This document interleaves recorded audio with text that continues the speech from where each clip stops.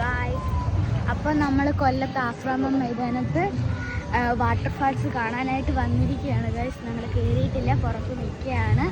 അപ്പം വെളിയിൽ നിന്നുള്ള വ്യൂ ശരി കാണിക്കാം. അതുകൊണ്ട് ചെറുതായിട്ട് കാണാൻ കേട്ടോ വാട്ടർഫാൾസിൻ്റെ ഒരു കണ്ട്. അങ്ങനെയാണ് നമുക്ക് അകത്തുനിന്ന് എന്താണെന്ന് പരീക്ഷിക്കാം ഗായ്സ്.